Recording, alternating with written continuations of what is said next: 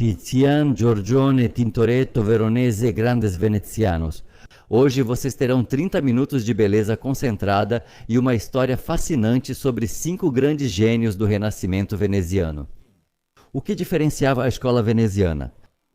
A cidade natal do Renascimento é considerada Florença, onde trabalharam verdadeiros monstros como Botticelli, Leonardo da Vinci, Michelangelo e Rafael. Eu falei sobre isso em outro vídeo, vou deixar o link na descrição. Como foi possível que em uma Itália relativamente pequena surgissem várias escolas de pintura ao mesmo tempo? Vai ser uma história fascinante. Prepare um chá. Tudo se deve à localização de Veneza. Como você sabe, Veneza é uma cidade marítima situada em várias ilhas conectadas por pontes. No século XIV, ela nem sequer era ligada ao continente. A primeira ponte ferroviária só apareceu em 1846 e a ponte para automóveis apenas em 1933. Toda a Itália era como uma colcha de retalhos de estados e repúblicas independentes, e Veneza, junto com Gênova, era a cidade mais rica e desenvolvida da Itália, pois era o porto mais importante que conectava a Europa ao restante do Mediterrâneo, e acima de tudo pela Rota da Seda. Foi justamente por essa rota que no século XIV a peste chegou à Europa, dizimando, segundo estimativas, de 30% a 50% de toda a população europeia. A população da República de Veneza, que foi a primeira a ser atingida, diminuiu em catastróficos 60%. A epidemia praticamente dizimou todos os profissionais. No vídeo sobre o Renascimento, mencionei que na Idade Média, o conhecimento dos ofícios era passado apenas do mestre para o aprendiz. Como a prensa tipográfica ainda não havia sido inventada e os livros eram muito caros, só os ricos e a igreja podiam se dar ao luxo de tê-los. Como resultado da epidemia, muitas cadeias de conhecimentos artesanais únicos, como a pintura, foram perdidas, causando uma interrupção. Com raízes bizantinas, Bizâncio era a parte oriental do Império Romano, caracterizada pelo predomínio da ortodoxia e pela pintura religiosa correspondente. Além disso, a própria localização de Veneza sobre canais fazia com que o nível de umidade fosse tão alto que nenhum afresco conseguia se preservar. Por isso, aquela etapa inicial tão importante, que deu início ao Renascimento em Florença, como a pintura mural nas igrejas, não existiu em Veneza no momento do início do Renascimento precoce. A pintura nessa cidade era voltada principalmente para ícones no estilo bizantino, e quando as tintas a óleo surgiram, elas rapidamente passaram a dominar a pintura. E então, em meados do século XV, a República de Veneza começou a se abrir para o restante da Itália e finalmente a se integrar ao seu espaço. Em Florença, naquela época, o período do Renascimento já estava em pleno andamento e seus ecos chegaram até Veneza e se misturaram com os excessivos ornamentos bizantinos e orientais, manifestando-se como uma direção completamente nova, que ficou conhecida como Renascimento veneziano, caracterizada por uma paleta de cores muito mais ousada e pela dramaticidade dos temas. E tudo começou com Bellini, Giovanni Bellini. Giovanni Bellini é considerado o fundador do Renascimento veneziano. Sabemos pouco sobre sua biografia inicial. Os historiadores de arte discutem sobre a data de seu nascimento, mas a maioria concorda que foi em 1433. Ele nasceu em uma família de artistas. Seu pai, Venes, era um artista influente e famoso em Veneza, com seu próprio ateliê, onde Giovanni trabalhou como assistente até os 30 anos. Depois, ele abriu seu próprio ateliê e começou a pintar retratos da nobreza local, no que rapidamente teve sucesso, e já em 1464 ele recebeu sua primeira encomenda do governo. Aqui é importante falar sobre a estrutura do ofício de pintura em Veneza e em toda a Europa. Para exercer a profissão de pintor, era necessário ingressar em uma guilda. A guilda era como um sindicato. Ela supervisionava o cumprimento dos padrões de qualidade, oferecia proteção legal aos artistas, ajudava na busca por clientes e apoiava as famílias. Após a morte do artista ou em caso de doença, por tudo isso, os artistas pagavam contribuições. Sem ser membro da guilda, o artista não tinha o direito de abrir um ateliê ou colocar seu nome na obra. Arte dei Depentori, assim se chamava a guilda veneziana, e era ela que administrava todo o negócio de arte na República. Naquela época não existiam escolas de arte. Para se tornar um artista, havia apenas um caminho: tornar-se aprendiz de um mestre, trabalhar para ele por 5 a 7 anos, depois virar assistente, passar mais alguns anos e finalmente criar um trabalho de conclusão que seria aprovado e vendido por uma comissão especial. E só então o artista recebia o título de mestre. Até esse momento, nem seu nome, nem sua contribuição para a obra lhe pertenciam. Tudo isso era propriedade do mestre, por isso os mestres muitas vezes sufocavam os assistentes talentosos e não lhes davam permissão para fazer o trabalho final. Somente após obter o título de mestre, o artista podia abrir seu ateliê, aceitar aprendizes e assinar pinturas com seu nome. No entanto, naquela época, as pinturas eram assinadas muito raramente, e é por isso que temos tantas dificuldades para atribuir as obras daquele período. A pintura era apenas um ofício comum. Você não vai assinar cada vaso que esculpiu, não é? Depois de abrir o ateliê, entrava em cena o segundo aspecto, o comercial, a busca por clientes, o cliente mais importante. Naquela época, havia a rica Igreja Católica, que encomendava a pintura das catedrais, e a nobreza, que encomendava seus retratos oficiais. Mas, como já disse antes, os afrescos não sobreviviam ao clima úmido de Veneza. Por isso aconteceu que, ao contrário de todas as outras regiões da Itália, a nobreza da cidade, em termos de importância como cliente, podia muito bem competir com a igreja. E isso, claro, teve grande impacto nos temas e em quão ousados os artistas eram ao experimentar. A nobreza não vai te condenar se você pintar um retrato com pose ou roupa provocante.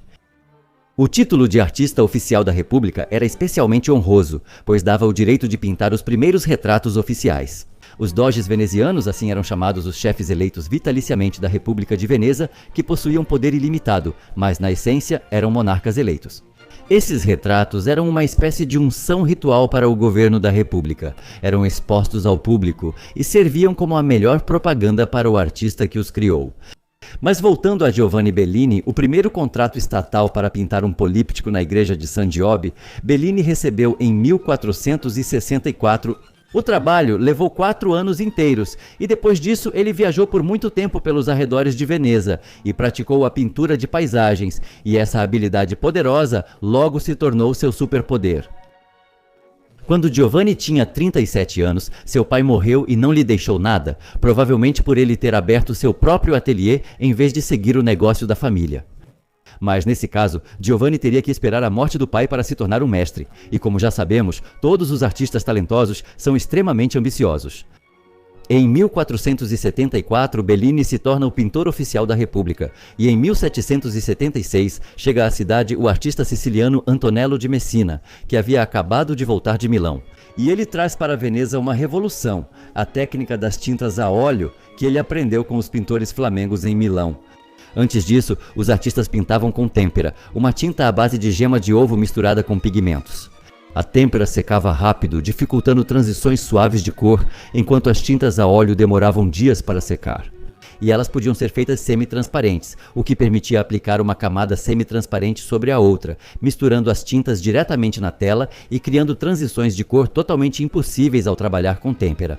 Foi exatamente essa técnica chamada esfumato que Leonardo da Vinci desenvolveu em Florença. Naquela época, em Florença, trabalhavam justamente os 4 grandes mestres do Renascimento italiano: Leonardo da Vinci, Botticelli, Michelangelo e Rafael. O Alto Renascimento em Florença só começaria em 15 anos, mas o Renascimento inicial já terminava e a Revolução já ocorria. Lembro a vocês que, em Florença, os artistas estavam justamente enlouquecidos com a recém-descoberta perspectiva linear. O efeito das linhas de perspectiva convergindo para o centro, que criava a sensação de volume na composição, levava a imagem do corpo humano à perfeição anatômica. E eles aprendem a trabalhar com luz e sombra complexas, o que torna as pinturas muito mais realistas. Em Veneza, por causa do isolamento, só tinham ouvido falar disso superficialmente. Eram tempos diferentes. O voo moderno de 1 hora de Veneza a Florença naquela época se transformava em uma viagem de 1 semana ou até mais. Se em Florença criavam algo belo e inovador, para ver isso era preciso ir até lá. Não dava para raspar um afresco da parede e levá-lo para outro lugar, e a pintura a óleo tinha acabado de surgir, então os artistas de Veneza só podiam saber o que acontecia por boatos e gravuras que não transmitiam as cores, ou quando mestres de outras cidades vinham à cidade e compartilhavam seus segredos. Isso aconteceu quando Antonello Messina chegou a Veneza e compartilhou com Giovanni Bellini a técnica das tintas a óleo e algumas de suas habilidades. Logo, Bellini usou essa técnica para criar o altar de Pézaro. Depois disso, as tintas a óleo, resistentes à umidade, começaram a ganhar popularidade entre os pintores venezianos e marcaram o início do Renascimento precoce em Veneza. Giovanni Bellini se tornará o fundador do Renascimento veneziano. Usando a perspectiva linear de gravuras em preto e branco, mas sem atingir igual domínio na representação do corpo humano. Ele incorporará em suas obras a experiência visual de viagens pelos arredores de Veneza, incluindo imagens detalhadas de paisagens, fortalezas e céu. Seus retratos e figuras humanas permanecerão como uma mistura ingênua de gótico e estilo bizantino, bidimensionais, com sombras quase primitivas, poses artificiais, representação antiquada dos vincos das roupas e expressões faciais iconograficamente distantes. Muitos jovens artistas desejavam entrar em seu ateliê, o mais famoso e rico de Veneza na época. E quase todos os gênios da geração seguinte de algum modo passarão por essa escola. Em 1483, Bellini foi nomeado pintor oficial da Sereníssima República de Veneza e foi isento do pagamento de impostos ao tesouro. E depois de 1507 começou a pintar o Salão do Grande Conselho, no Palácio dos Doges. Nos últimos anos, Bellini estava muito ocupado, mas a maioria de suas obras não foi preservada. Em 1507, seu irmão Gentile Bellini faleceu, deixando para Giovanni um álbum com esboços de seu pai Jacopo, sob a condição de que ele terminasse a pintura inacabada de Gentile. A pregação de São Marcos em Alexandria. Essa condição foi devidamente cumprida literalmente pouco antes da morte. Ele faleceu em 1516 com a idade respeitável de 83 anos para aquela época. Giorgione, o segundo gênio do Renascimento em Veneza em ordem de nascimento, foi Giorgione, que nasceu em 1477. Durante o auge da fama de Bellini, ele tornou-se aprendiz de Bellini, e sua primeira obra conhecida apareceu em 1497. Sobre a vida de Giorgione sabemos muito pouco, ela foi muito curta. Ele morreu já em 1510 sem chegar a completar 33 anos. Mas nesse curto período ele conseguiu dar um passo tão grande quanto Leonardo da Vinci em Florença. 20 anos antes dele, ele abandonou definitivamente a canonicidade e a rigidez do estilo bizantino, ao mesmo tempo em que adotou do seu mestre a técnica de representar paisagens ao fundo. Em 1500, Da Vinci veio a Veneza por um curto período para vender à cidade seus planos de engenharia para a construção da defesa da cidade, e sabemos que eles se encontraram brevemente. Leonardo não tinha pinturas com ele, mas por sua disposição em compartilhar conhecimentos, veja mais no meu vídeo sobre o Renascimento italiano. Não tenho dúvidas de que, embora Giorgione não pudesse ver as obras de Leonardo, eles conversaram muito sobre a técnica do esfumato inventada por Leonardo. Talvez Leonardo tenha feito alguns esboços, e Giorgione os viu. Depois disso, as pinturas de Giorgione e depois as de Bellini mudaram. Nelas surgiram aquelas mesmas transições sutis de cor, que só eram possíveis com a aplicação repetida de camadas de tinta semitransparente umas sobre as outras. Em 1504, Giorgione realizou a encomenda do altar chamado Madonna de Castelfranco, destinado à capela da nobre família Costanzo na Catedral de Castelfranco Veneto. E em 1508, junto com o próprio Tiziano, sobre quem falarei um pouco mais tarde, eles criaram afrescos externos sob encomenda do Senado da República de Veneza. Os edifícios da hospedaria alemã Fondaco dei Tedeschi, no Grande Canal, foram uma experiência única para Veneza, uma cidade com um clima úmido, desfavorável para pinturas em afresco. Infelizmente, a experiência não foi bem sucedida, e apenas um pequeno fragmento sobreviveu até os dias de hoje. Apesar de sua trajetória curta, nas obras tardias de Giorgione já se manifestava fortemente o espírito do verdadeiro Alto Renascimento. O ser humano, como centro da união harmoniosa com a natureza, a representação da natureza divina do homem, não por meio de cânones e atributos eclesiásticos, mas através da manifestação de sua essência divina interior. Daquele mesmo humanismo que, justamente nesse momento, estava simplesmente despedaçando Florença. Giorgione, sem ter a oportunidade de ver as obras dos grandes florentinos, conseguiu dar um enorme salto, superando os 20 anos de atraso de Veneza. Mas ainda assim, pessoal, falta algo nas pinturas dele, concordem, falta realismo, sombras, e isso torna suas obras um tanto bidimensionais, planas, mas isso será corrigido por Tiziano. O tema da interpenetração de dois mundos, da harmonia entre o mundo celestial e o terreno, encontrou expressão em uma obra-prima mundial, uma das melhores obras da história das artes visuais, pertencente ao pincel de Giorgione. Vênus adormecida. Na pintura está representada a deusa nua, descansando tranquilamente sob uma árvore, já que ela permanece invisível para as pessoas. Um sentimento semelhante permeia outra famosa pintura de Giorgione, Concerto Campestre, concluída após a morte do artista, assim como Vênus Adormecida. Seu amigo Tiziano. Ele morreu em 1510 durante uma nova epidemia de peste, deixando para trás um legado curto, mas de intensidade incomparável, e passando o bastão para seu melhor amigo Tiziano. Os historiadores de arte concordam que Tiziano nasceu em 1488, 11 anos depois de Giorgione. Desde cedo, ele demonstrou grande talento para a pintura e logo tornou-se aprendiz. Além disso, por isso Bellini é chamado de patriarca do Renascimento veneziano.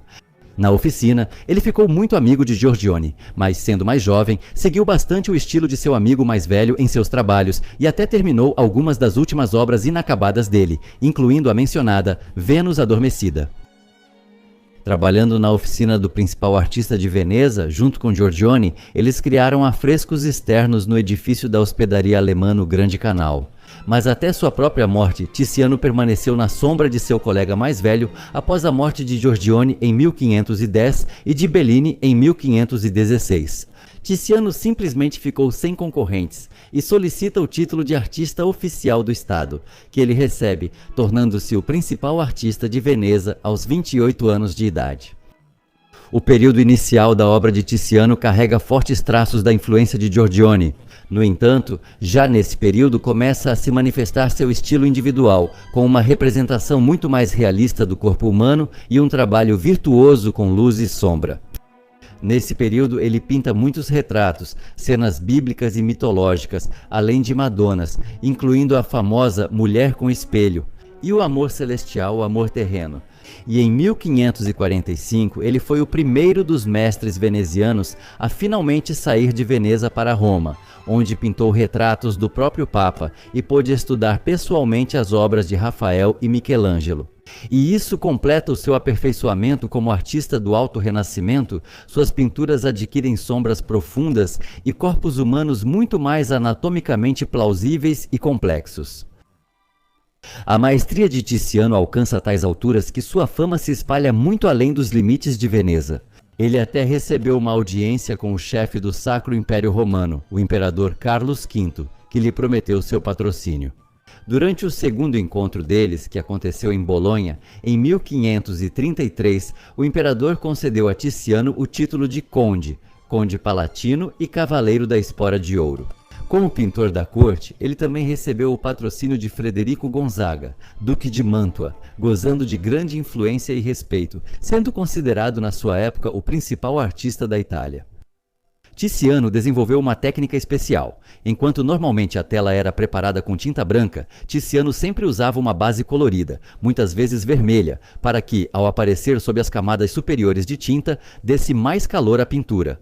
Após a preparação da tela, ele aplicava literalmente 3 ou 4 pinceladas grandes e precisas, que definiam o corpo humano, uma para a cabeça, outra para o tronco, braços e pernas, e deixava assim por alguns dias para avaliar o resultado. Testemunhas dizem que ele sempre era tão preciso que, com essas 4 pinceladas, já era possível adivinhar a pose, o gênero e até o humor do personagem ou da personagem, as telas. Os admiradores da obra de Tiziano até tentavam comprar esses esboços como prova de seu gênio. Depois, Tiziano adicionava meios tons, detalhava, fazia as sombras e, no final, esfumava, mexia os dedos, sempre com os dedos. Se ele encontrava imprecisões, raspava impiedosamente parte da tela e não aceitava improvisos de jeito nenhum. Ele acreditava que a arte não podia ser despreparada nem espontânea. Seria interessante ouvir sua discussão com os impressionistas, que 300 anos depois fariam justamente da espontaneidade a nova lei da pintura. Tiziano dizia que na pintura existem apenas 3 cores, vermelho, preto e branco, e se você prestar atenção, quase todas as suas obras são compostas por tons de vermelho e marrom. Quem quer se tornar pintor, dizia Tiziano, não deve saber mais do que 3 cores, branco, preto e vermelho, e usá-las com consciência. Sua famosa Maria Madalena Penitente foi feita justamente nesse período, em 1565, quando o artista já tinha 78 anos. E reparem como ela difere das obras anteriores desse tipo, não só pela paleta vermelho acastanhada, mas também pela execução. Aqui já temos sombras profundas, quase naturais. Reparem no rosto, metade dele está quase escondida na sombra, e é exatamente assim que acontece normalmente com uma luz contrastante, como a luz de vela no ateliê. Isso era algo que ele não fazia em suas obras do período romano. E isso é o que diferencia o Renascimento da tradição bizantina medieval? E são justamente as sombras habilmente aplicadas que criam o volume realista e a textura. Tiziano se tornou tão influente e famoso que sua fama ultrapassou em muitos limites de Veneza. Recebeu encomendas de retratos do imperador Carlos V e depois de seu filho, Filipe II, ele trabalhou com todas as famílias principescas, patrícios, banqueiros e militares. Um retrato seu podia custar de 500 a 700 ducados, enquanto em Veneza uma casa razoável valia 300 ducados. No meio de sua vida, Tiziano se tornou o artista mais famoso e respeitado da Itália, e até mesmo de toda a Europa. Com um título de nobreza, ele podia negociar de igual para igual com monarcas e a alta nobreza. Mas nos últimos anos, Tiziano, já consagrado como um gênio, mudou novamente seu estilo. E mais uma vez, chamo sua atenção para o fato de que o estilo do artista muda instantaneamente assim que ele deixa de depender do dinheiro dos clientes. Nós vimos isso ao observarmos Claude Monet, Picasso, Goya, Degas. Nos últimos anos, o pincel de Tiziano se torna menos cuidadoso e até mesmo descuidado. As cores ficam mais sombrias, aparece o azul, as sombras se aprofundam ainda mais, revelando para nós um artista completamente novo, que deu um salto do renascimento sutilmente glamuroso para um estilo quase sombrio de grunge, mais parecido com as pinturas negras de Goya. Compaixão é a última pintura de Tiziano, feita por ele em 1576, supostamente finalizada após sua morte por Palma, o jovem, uma mancha escura que encerra a carreira do artista. Ele morreu de peste em seu ateliê, bem no meio do trabalho, e foi encontrado no chão com o pincel na mão. Para completar o quadro, vou contar brevemente sobre mais dois artistas, os últimos gênios do Renascimento veneziano, que viveram e criaram praticamente ao mesmo tempo. Eles foram seguidores de Tiziano, mas praticavam abordagens completamente diferentes à pintura, ou melhor dizendo, às sombras. São Tintoretto e Veronese, e seria muito interessante se você escrevesse nos comentários qual deles você gostou mais. Tintoretto nasceu em 1518, quando Bellini e Giorgione já haviam falecido, e seu lugar estava sendo gradualmente conquistado por Tiziano. Quando Tintoretto tinha 12 anos, ele foi colocado como aprendiz de Tiziano, mas ficou lá apenas 10 dias, após os quais Tiziano, por algum motivo desconhecido, recusou-se a ensiná-lo. Existem duas suposições sobre isso. Alguns acreditam que Tiziano sentiu no jovem talento uma concorrência, outros acham que seus estilos eram muito diferentes e, por isso, Tiziano recusou-se a ensinar o novato. Mas me parece que um garoto de 12 anos ainda não pode ter um estilo próprio, e com certeza um adolescente assim não poderia ser uma ameaça para o experiente Tiziano. Tiziano, estando no auge da fama, devia ser muito exigente com aqueles que aceitava como aprendizes. E Tintoretto provavelmente simplesmente não passou pelo período de teste de 10 dias. Não sabemos se ele estudou com alguém depois disso ou se era um autodidata genial. Mas já em 1539, com 20 anos de idade, ele pintava fachadas de prédios em Veneza e depois começou a fazer quadros também. Apesar do aprendizado mal sucedido, Tintoretto idolatrava Tiziano e aprendeu muito com ele. Por exemplo, assim como Tiziano, ele dominou a modelagem em cera e argila e usava essas habilidades para compor suas pinturas com modelos tridimensionais. Construindo casinhas de boneca povoadas por personagens, ele usava esses modelos para encontrar a iluminação e a composição adequadas. Lembre-se disso, pois será útil para interpretarmos suas pinturas futuramente. Assim como Leonardo da Vinci, ele estudava a estrutura do corpo humano em cadáveres nos institutos e fazia esboços para reproduzir com precisão a anatomia humana em suas pinturas. Nessa época, ele se acostumou a trabalhar no escuro. Tudo isso permitiu que ele, praticamente sem sair de Veneza, se aproximasse, em termos de maestria na representação do corpo humano, do gênio florentino que viveu meio século antes dele. O primeiro sucesso veio para Tintoretto aos 30 anos em 1548, com a pintura O Milagre de São Marcos. A tela finamente trabalhada, com sombras dramáticas profundas e uma dinâmica incrível, causou grande agitação no público veneziano. Depois disso, ele chamou a atenção e grandes clientes começaram a procurá-lo. Tiziano, que naquela época já reinava na cidade, já tinha 60 anos e trabalhava principalmente para clientes estrangeiros. Outras cidades da Itália eram outros estados, lembre-se disso. Faltava talento jovem na cidade, e esse espaço foi preenchido por Tintoretto e Veronese. Os principais clientes de Tintoretto eram as confrarias religiosas, por isso a maioria de suas pinturas tem temas religiosos. Mas vamos olhar para as obras dele com um pouco mais de atenção, ver no que elas diferem das obras de Tiziano, e logo vemos, é pelo contraste máximo das figuras, metade das quais literalmente se perde na escuridão. Os detalhes nas sombras de suas pinturas se tornam praticamente indistinguíveis. Pesquisadores sugerem que, dessa forma, ele destacava nos temas religiosos a eterna luta entre a luz e a escuridão, entre o pecado e a santidade. E essa é mais uma bela, porém infundada suposição que me parece forçada. Os próprios temas sempre retratavam a luta do bem contra o mal.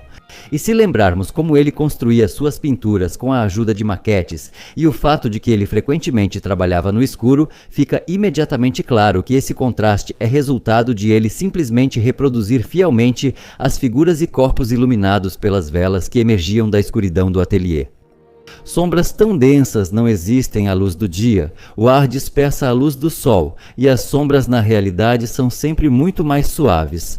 No entanto, todos nós já vimos que uma vela ou uma lanterna sempre destaca da escuridão apenas metade de um objeto, deixando a outra metade na sombra. E se você prestar atenção, verá que esse efeito aparece nas pinturas de Tintoretto, e descobriu-se que figuras humanas contrastantes à noite, colocadas em uma paisagem diurna, acrescentam muito mais dramaticidade à cena. Tintoretto não gostava de viajar e quase nunca saía dos limites de Veneza, exceto por 2 viagens a Roma e Mantua. Ao longo dos anos, o artista virou chefe de uma grande família. Ele tinha 8 filhos, dos quais 2, o filho Dominico e a filha Marietta, ajudavam o pai desde a infância e posteriormente também se tornaram pintores.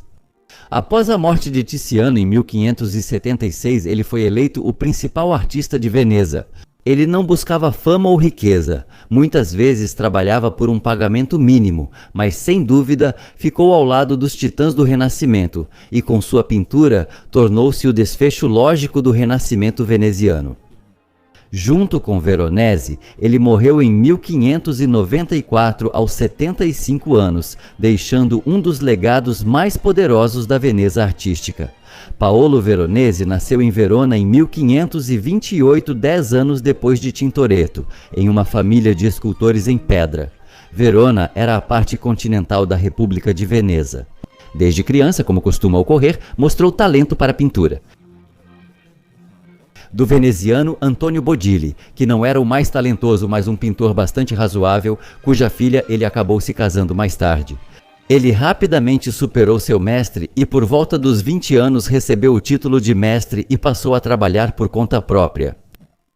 Logo depois, em 1551, ele recebeu uma encomenda do ramo veneziano da influente família Giustiniani para pintar um retábulo para a capela deles na igreja de San Francesco della Vigna. E um ano depois, o cardeal Ercole Gonzaga encomendou a ele uma pintura de altar chamada Tentação de Santo Antão para a Catedral de Mantua. E já no ano seguinte, em 1553, Veronese finalmente recebeu uma grande encomenda em Veneza, a decoração do teto da Sala do Conselho dos 10 no Palácio Ducal. Foi assim que o artista de 25 anos se mudou para Veneza, Tiziano, e já estava sendo pressionado pelo jovem Tintoretto. Em 1556, ele recebeu sua primeira grande encomenda em Veneza, a decoração da sacristia e dos tetos da igreja de San Sebastiano. Lá, ele criou um ciclo único de pinturas com perspectiva de baixo para cima. Depois ele pintou a história de Esther no teto da igreja de San Sebastiano, e por essas obras recebeu um prêmio do próprio Tiziano. Isso imediatamente o colocou no mais alto escalão dos círculos de Veneza. Assim, um jovem artista de uma cidadezinha do interior, apenas com seu talento, literalmente alçou o voo ao topo do mundo artístico da cidade. Veronese e Tintoretto não eram inimigos, era mais uma rivalidade profissional comum. Os estilos deles eram tão diferentes que os clientes simplesmente escolhiam aquele de quem gostavam mais. Vamos analisá-lo com mais atenção daqui a pouco. E em 1562 encomendaram a ele a maior pintura de toda a sua carreira. Ela foi encomendada pelos monges beneditinos para o mosteiro de San Giorgio Maggiore, em uma pequena ilha de mesmo nome em frente à Basílica de São Marcos, em Veneza. Eles insistiram que ela tivesse enormes 66 metros quadrados, que o pigmento azul contivesse lápis lazuli precioso e que houvesse muitas figuras na pintura. Na pintura há vários retratos, incluindo retratos de Tiziano e Tintoretto, além de um autorretrato do próprio Veronese. A cena retrata o primeiro milagre realizado por Jesus, transformar água em vinho, no casamento em Caná, por isso é chamada de casamento em Caná. E aqui, reparem como ele trabalha habilmente com as sombras. Ele não apenas aplica sombras de um lado, mas também faz isso de maneira extremamente meticulosa. Se uma coluna, um objeto ou outra pessoa bloqueia a fonte de luz para alguém, ele mergulha a parte correspondente da pessoa ou até mesmo do rosto na sombra. Vou mostrar para vocês as pinturas dele, e prestem atenção nesse aspecto. O artista claramente se interessava por um jogo de luz e sombra o mais complexo possível, tentando reproduzi-lo de forma minuciosa, próximo ao que vemos na vida real. Vejam como isso é muito diferente do claro-escuro simples e até mesmo primitivo, se comparado ao de Veronese, de Giorgione, o precursor do Renascimento veneziano. Ao contrário das sombras densas e dramáticas de Tintoretto, as sombras dele contam uma história, ajudam a entender a disposição e a localização dos objetos e das fontes de luz na cena. Na minha opinião, dando vida de uma forma surpreendente a tudo o que acontece diante dos nossos olhos.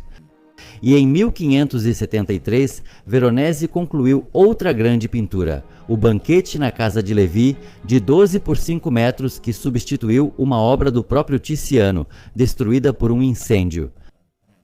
Inicialmente, a pintura se chamava A Última Ceia, mas logo ele teve que mudar o nome por exigência da Inquisição. 10 anos antes, ao criar as Bodas de Caná, Veronese ousou e colocou uma quantidade enorme de figuras na pintura. Ele decidiu repetir sua abordagem aqui também, mas a Última Ceia é uma das cenas mais sagradas da Igreja e a Santa Inquisição chamou o artista para um julgamento, afirmando que Jesus praticamente se perdeu na pintura, que o artista colocou a estrela em segundo plano, e isso cheira a legalismo. Veronese explicou aos inquisidores que os artistas se permitem as mesmas liberdades que os poetas e os loucos quando contam suas histórias. Mas os padres foram inflexíveis e exigiram que ele refizesse a pintura. Veronese recusou e simplesmente mudou o nome da obra para O Banquete na Casa de Levi. Foi nisso que concordamos. Ele é considerado um dos mais destacados artistas da escola veneziana. Sua influência sobre estilos posteriores permite classificar suas obras como pré-barrocas. Em particular, graças à elegância das formas, ao gosto pelos efeitos de luz, ao realismo, ao claro-escuro e ao caráter decorativo das composições. Ele morreu em 1588 aos 60 anos de idade, 6 anos antes. Tintoretto abrindo caminho para a próxima transformação da arte, o barroco, sobre o qual vou falar para vocês em breve. De quem você gosta mais, Tintoretto ou Veronese? Escreva nos comentários. Então, amigos, nós passamos por um dos períodos mais icônicos do Renascimento e cobrimos logo 5 gênios e um período de 150 anos. No próximo vídeo, seguimos em frente.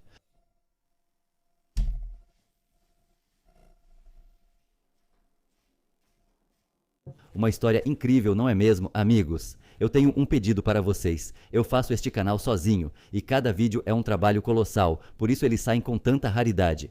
Mas em compensação, juntos estamos criando o melhor canal sobre arte na Runet. Isso é sem dúvida nenhuma, e o seu apoio seria muito útil para mim. Por favor, contribuam, mesmo com pequenas doações no YouTube, Boost ou Patreon. Vou deixar os links na descrição e obrigado por assistirem. Tchau para todos.